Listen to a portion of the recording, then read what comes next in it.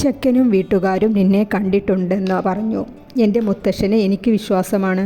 മുത്തശ്ശൻ്റെ ആഗ്രഹം പോലെ നടക്കട്ടെ. നച്ചു മുത്തശ്ശൻ്റെ കൈ തലോടിക്കൊണ്ട് പറഞ്ഞു. മുത്തശ്ശന് ക്ഷീണമുണ്ടോ? മുഖമെല്ലാം വല്ലാതെ ഇരിക്കുന്നു. മനസ്സിലൊരു സുഖവുമില്ല മോളെ. നിൻ്റെ അച്ഛനും അമ്മയും ഉണ്ടെങ്കിൽ അവർ എന്തുമാത്രം സന്തോഷിക്കുന്ന സമയമാണ്. നച്ചു നിർവികാരത്തോടെ കേട്ടിരുന്നു. ശ്രീ റൂമിലെത്തിയതും ആകെ അസ്വസ്ഥനാണ്.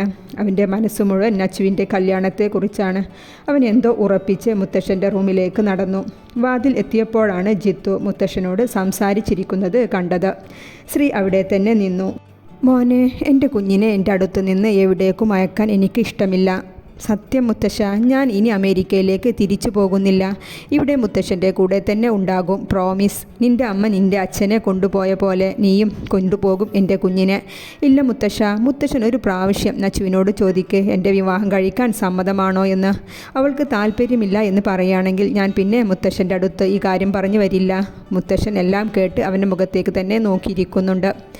എന്നാൽ റൂമിൽ പുറത്ത് ശ്രീ ഇതെല്ലാം കേട്ട് അസ്വസ്ഥതയോടെ നച്ചുവിൻ്റെ അടുത്തേക്ക് വന്നു. നച്ചു, നീ പറഞ്ഞയച്ചതാണോ ജിത്തുവിനെ മുത്തശ്ശൻ്റെ അടുത്തേക്ക്? എന്തിന്? നച്ചു സംശയത്തോടെ ചോദിച്ചു. നിന്നെ ആ കല്യാണം കഴിക്കാൻ താല്പര്യമുണ്ടെന്ന് പറയാൻ. നച്ചു അവൻ്റെ മുഖത്തേക്ക് ഒന്ന് സൂക്ഷിച്ച് നോക്കി. പിന്നെ പറഞ്ഞു, ഞാൻ പറഞ്ഞയച്ചതാ. ശ്രീയേട്ടൻ എന്തെങ്കിലും പ്രശ്നമുണ്ടോ? നച്ചു, പ്ലീസ് ശ്രീയേട്ടാ, എന്നെ വെറുതെ വിട്. എനിക്ക് മതിയായി. ഉരുകിത്തീരുകയാണ് ഞാൻ. പ്ലീസ്. എന്താ നച്ചോ, ഞാനാണോ നിന്നെ ഇങ്ങനെ സങ്കടത്തിലാക്കുന്നത്? പിന്നെ വയ്യ. ഓരോ കള്ളങ്ങൾ ചെയ്ത് മതിയായി എനിക്ക്. എന്താ ഇവിടെ നിങ്ങൾക്ക് രണ്ടാൾക്കും ഏത് നേരം ഇങ്ങനെ വഴക്കുണ്ടാക്കുക ആണല്ലോ. അവരൊക്കെ കണ്ടാൽ എന്ത് കരുതും? അമ്മ, എനിക്ക് വേണ്ടിയാണ്. എന്നെ കാനഡയിൽ പറഞ്ഞയക്കാൻ വേണ്ടിയാണ് ഇവളുടെ അമ്മയുടെ സ്വർണം വിറ്റത്. ശ്രീ പെട്ടെന്ന് പറഞ്ഞു. നച്ചും സീതയും ഒരുപോലെ ഞെട്ടി. മാറിയില്ലേ നിൻ്റെ സങ്കടം? ഞാൻ തന്നെ പറഞ്ഞില്ലേ എൻ്റെ കള്ളത്തരം? ശ്രീ, പോ, എൻ്റെ കൺമുന്നിൽ നിന്ന് പോ. സീത അവനെ തള്ളിക്കൊണ്ട് പറഞ്ഞു. ശ്രീയേട്ടാ. നച്ചു അവനെ അറിയാതെ വിളിച്ചുപോയി. ശ്രീ അല്പനേരം അവളുടെ മുഖത്തേക്ക് തന്നെ നോക്കി. പിന്നെ സ്റ്റെപ്പ് ഇറങ്ങി താഴേക്ക് പോയി. സീത നച്ചുവിനെ ഒന്ന് നോക്കി. എൻ്റെ കുഞ്ഞ്, നിന്നെ ഞാൻ ശ്രീയേക്കാളേറെ സ്നേഹിച്ചിരുന്നില്ലേ? എന്നോട് തന്നെ ഇങ്ങനെ കള്ളം പറയണമായിരുന്നോ? പറഞ്ഞുകൊണ്ട് സീത അവിടെ നിന്നും പോയി. നച്ചുവിനും ശ്രീക്കും ആ രാത്രി ഉറങ്ങാൻ കഴിഞ്ഞില്ല.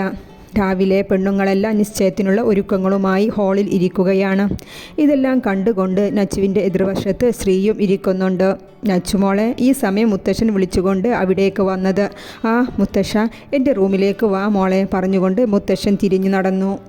നച്ചു പോയതും ശ്രീ അവിടെ ഇരിക്കുന്നവരെയെല്ലാം ഒന്ന് നോക്കിക്കൊണ്ട് വേഗം നച്ചുവിൻ്റെ പിന്നാലെ പോയി. മുത്തശ്ശ, സത്യമായിട്ടും ഞാൻ ജിത്തുവേട്ടനെ പറഞ്ഞയച്ചതല്ല. എനിക്കറിയാം മോളെ. എന്നാൽ ഇതെല്ലാം ശ്രീ വാതിലിൻ്റെ മറവിലൂടെ കേൾക്കുന്നുണ്ടായിരുന്നു. മുത്തശ്ശൻ ജിത്തുവേട്ടനോട് എന്താ പറഞ്ഞ്? അവൻ്റെ അമ്മ അവൻ്റെ അച്ഛനെ ഇവിടെ നിന്നും കൊണ്ടുപോയില്ലേ അമേരിക്കയിലേക്ക്? അതുപോലെ എൻ്റെ മോളെയും കൊണ്ടുപോകും. അതുകൊണ്ട് എനിക്ക് സമ്മതമല്ല എന്ന് പറഞ്ഞു. നന്നായി മുത്തശ്ശ. ഞാൻ ജിത്തുവേട്ടനെ ആ രീതിയിൽ കണ്ടിട്ട് പോലുമില്ല. ഇത് കേട്ടതും ശ്രീയുടെ ചുണ്ടിൽ ഒരു പുഞ്ചിരി നിറഞ്ഞു നിന്നു. മുത്തശ്ശ, എനിക്ക് ഇവിടെ നിന്ന് എവിടേക്കും പോവണ്ട. എൻ്റെ മുത്തശ്ശനെ വിട്ട് എനിക്ക് എങ്ങോട്ടും പോവണ്ട. നച്ചു കരഞ്ഞുകൊണ്ട് മുത്തശ്ശൻ്റെ തോളിലേക്ക് ചാഞ്ഞു. മുത്തശ്ശൻ അവളെ ചേർത്ത് പിടിച്ച് തലയിൽ തലോടിക്കൊടുത്തു. ഈ സമയം ശ്രീയുടെ ചുമലിൽ കാവ്യയുടെ കൈ വന്നു. ശ്രീ ഞെട്ടിക്കൊണ്ട് തിരിഞ്ഞു നോക്കി. അതെ, ഈ ഒളിഞ്ഞുനോട്ടം മാനേഴ്സ് അല്ല.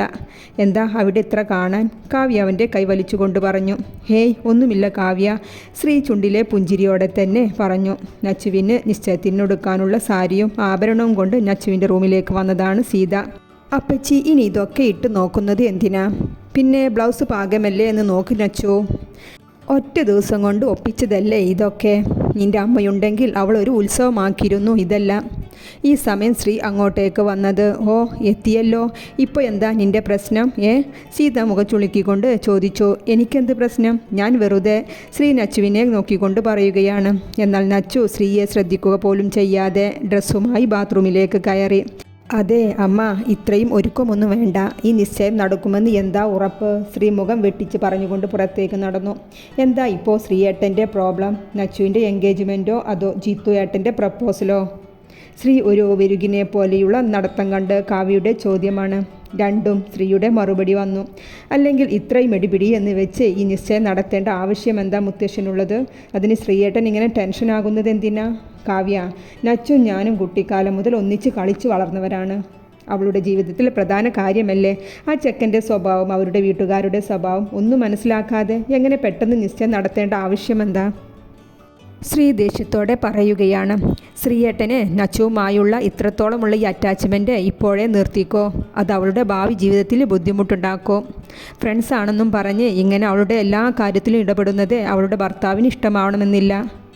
അതുപോലെ തന്നെ നിൻ്റെ ജീവിതത്തിലും വല്ല പെണ്ണും വന്നാൽ അവൾക്കും ഇഷ്ടമാവില്ല. കാവ്യ പുച്ഛിച്ചുകൊണ്ട് പറഞ്ഞു. ഞാൻ അങ്ങനെയുള്ള കൺസർവേറ്റീവ് പെണ്ണുങ്ങളെ വിവാഹം കഴിക്കില്ല. ശ്രീയും പുച്ഛിച്ചുകൊണ്ട് പറഞ്ഞു.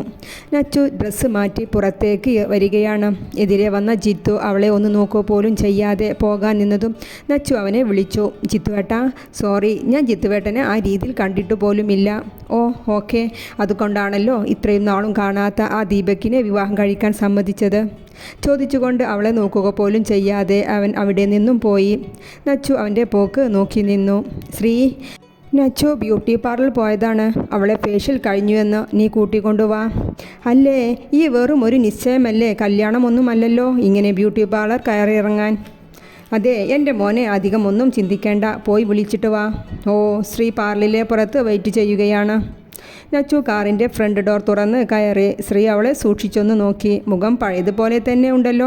ശ്രീ ചുണ്ടുകൊട്ടിക്കൊണ്ട് പറഞ്ഞു. അതെ, ഇത് ഫേഷ്യലാണ്, പ്ലാസ്റ്റിക് സർജറി അല്ല. അവൾ അവൻ്റെ മുഖത്തേക്ക് നോക്കാതെ തന്നെ പറഞ്ഞു. ഓ, വലിയ സന്തോഷത്തിലാണല്ലോ ഈ കല്യാണത്തിന്. പിന്നെ ഞാൻ എന്താ ചെയ്യണ്ടേ, കരഞ്ഞിരിക്കണോ? അവളും വിട്ടുകൊടുത്തില്ല. ഇന്നാണ് നിശ്ചയം. ബ്യൂട്ടീഷ്യൻ വന്ന് നച്ചുവിനെ ഒരുക്കുന്നുണ്ട്. റെഡ് കളർ പട്ടുസാരിയിൽ അതീവ സുന്ദരിയായിരുന്നു നച്ചു. ശ്രീ അവൾക്ക് ചൂടാനുള്ള പൂവുമായി അവളുടെ റൂമിലേക്ക് വന്നതാണ്. ദേവതയെപ്പോലെ ഒരുങ്ങിയ നച്ചുവിനെ കണ്ടതും അവൻ്റെ ഹൃദയം പടപടാ മിടിക്കുന്നുണ്ട്. മുല്ലപ്പൂവിൻ്റെ കവറുമായി അവളുടെ അടുത്തേക്ക് വന്നു. കണ്ണാടിയുടെ മുന്നിലിരിക്കുന്ന നച്ചുവിനെ കണ്ണാടിയിലൂടെ ശ്രീ കണ്ണെടുക്കാതെ നോക്കി നിന്നു പോയി. കാവ്യ പൂവിനായി അവന് നേരെ കൈ നീട്ടുന്നുണ്ട്. എന്നാൽ ശ്രീ വേറേതോ ലോകത്താണ്. അവൻ്റെ ഈ നോട്ടം നച്ചുവും കണ്ണാടിയിലൂടെ കാണുന്നുണ്ട്. അതിങ്ങുതാ കാവ്യയുടെ ശബ്ദമാണ് അവനെ സ്വബോധത്തിലേക്ക് കൊണ്ടുവന്നത്. അവൻ ഒന്ന് ഞെട്ടി. പിന്നെ ആ കവർ അവൾക്കു നൽകി. റൂമിൻ്റെ പുറത്തേക്ക് ഇറങ്ങി. വാതിലിൻ്റെ അടുത്തെത്തിയതും അവൻ തിരിഞ്ഞു നോക്കി. സത്യത്തിൽ ശ്രീക്ക് അവളെ നോക്കി നിൽക്കാൻ തോന്നുന്നുണ്ടായിരുന്നു. ഒരുങ്ങി സ്റ്റെപ്പ് ഇറങ്ങി വരുന്ന നച്ചുവിനെ എല്ലാവരും കണ്ണെടുക്കാതെ നോക്കി നിന്നുപോയി. ശ്രീയുടെ തൊണ്ടക്കുഴിയിൽ വല്ലാത്ത വേദന. ഹൃദയം എന്തിനോ വല്ലാതെ മിടിക്കുന്നു. സ്ത്രീ നച്ചുവിൽ നിന്നും കണ്ണെടുക്കാൻ പറ്റാത്തതുപോലെ അവളിൽ തന്നെ ലയിച്ചു നിൽക്കുന്നുണ്ട്. നച്ചു മുത്തശ്ശൻ്റെ കാലിൽ തൊട്ട് അനുഗ്രഹം വാങ്ങിച്ചു. അപ്പച്ചിയുടെയും മാമൻ്റെയും അടുത്തേക്ക് വന്ന് അവരുടെയും അനുഗ്രഹം വാങ്ങിച്ച് നിറ കണ്ണുകളോടെ തല ഉയർത്തി നോക്കിയത് തന്നെ നോക്കി നിൽക്കുന്ന സ്ത്രീയുടെ മുഖത്തേക്കായിരുന്നു. ശ്രീയുടെ കണ്ണുകളും കലങ്ങിച്ചു വന്നിരുന്നു. നച്ചു പെട്ടെന്ന് നോട്ടം മാറ്റി. നിശ്ചയത്തിനായി ഒരുക്കിയ സ്റ്റേജിലേക്ക് കാവ്യയും അപ്പച്ചിയും അവളെ കയറ്റി ദീപക്കിൻ്റെ അടുത്തായി ഇരുത്തി. പിന്നെ അങ്ങോട്ട് നിശ്ചയത്തിൻ്റെ ചടങ്ങുകളായിരുന്നു. നച്ചു ഒരു പ്രതിമ പോലെ എല്ലാം ചെയ്തു. മോതിരം പരസ്പരം അണിയിച്ചു. ശ്രീക്ക് അവിടെ നിന്നും എങ്ങോട്ടെങ്കിലും ഓടിപ്പോകാൻ തോന്നിപ്പോയി. ഫോട്ടോ എടുക്കലും സദ്യയും എല്ലാം കഴിഞ്ഞ് എല്ലാവരും പരിപാടിയുടെ ക്ഷീണത്തിൽ ഹാളിൽ ഇരിക്കുന്നുണ്ട്. എല്ലാവരും എൻഗേജ്മെൻറ്റ് റിങ് നോക്കുന്ന തിരക്കിലാണ്. ഇതെല്ലാം കണ്ടുകൊണ്ടിരിക്കുന്ന സ്ത്രീക്ക് വല്ലാത്ത ദേഷ്യം വരുന്നുണ്ടായിരുന്നു. നച്ചുമോളെ, ഇന്ന് ദീപക്കാണ്. മുത്തച്ഛൻ്റെ ഫോണിലേക്ക് വിളിച്ചതാണ് ദീപക്ക്. ഓ, ഇന്ന് ഇവിടുന്ന് പോയതല്ലേ ഉള്ളൂ, രാത്രിയായപ്പോഴേക്കും വിളിക്കേണ്ട കാര്യമെന്താ? നച്ചു പോകുന്നതും നോക്കി ശ്രീ പിറുപിറുത്തു. ശ്രീ അസ്വസ്ഥതയോടെ മുറ്റത്ത് ഉലാത്തുന്നുണ്ട്. ഇടയ്ക്കിടെ മുകളിലെ നച്ചുവിൻ്റെ റൂമിലേക്ക് നോക്കുന്നുമുണ്ട്. അവൻ വാച്ചിലേക്ക് ഒന്ന് നോക്കി. പിന്നെ ചാടിത്തുള്ളി നച്ചുവിൻ്റെ റൂമിലേക്ക് ചെന്ന് അവളുടെ ഫോൺ വാങ്ങിച്ച് സ്പീക്കറിലിട്ടു. ഏട്ടന് രാത്രിയായപ്പോൾ എൻ്റെ നച്ചൂട്ടിയുടെ സൗണ്ട് കേൾക്കാൻ തോന്നിയിട്ടല്ലേ? ദീപക്ക് കൊഞ്ചിക്കൊണ്ട് പറയുന്നതാണ് ശ്രീ കേട്ടത്. അവൻ നെറ്റിച്ചുളിച്ച് നച്ചുവിനെ നോക്കി ഫോൺ കട്ട് ചെയ്തു പറഞ്ഞു. അതെ, നിശ്ചയമേ കഴിഞ്ഞിട്ടുള്ളൂ. ഇങ്ങനെ കൊഞ്ചിക്കുഴഞ്ഞ് സംസാരിക്കാൻ ശ്രീ ദേഷ്യത്തോടെ നച്ചുവിനെ നോക്കിക്കൊണ്ട് പറഞ്ഞു. അതിന് ഞാനല്ലല്ലോ കൊഞ്ചിക്കുഴഞ്ഞ് പറഞ്ഞത്. നച്ചു ചുണ്ടുകൂട്ടിക്കൊണ്ട് പറഞ്ഞു. ഓ, അവൻ പറയുന്നത് കേൾക്കാൻ പാകത്തിന് ചെവിയിൽ വെച്ച് നിൽക്കണോ? അത് കട്ട് ചെയ്ത് കളഞ്ഞാലെന്താ? എന്താ ശ്രീയേട്ടന്? ആ ദീപക്ക് ശരിയല്ല. എന്തൊലിപ്പിക്കലാണ് അവന്. പിന്നെ ശ്രീയേട്ടന് ആരാണ് ശരി? ദീപകേട്ടൻ ശരിയല്ല, ജിത്തുവേട്ടൻ്റെ പെരുമാറ്റം ശരിയല്ല. എന്നാൽ എല്ലാം ശരിയായ ശ്രീയേട്ടന് തന്നെ എന്നെ കല്യാണം കഴിച്ചൂടെ? നച്ചു പറഞ്ഞുകൊണ്ട് റൂമിൽ നിന്ന് പുറത്തേക്ക് നടന്നു. എന്നാൽ ശ്രീ നച്ചു പറഞ്ഞതിൻ്റെ ഷോക്കിലായിരുന്നു.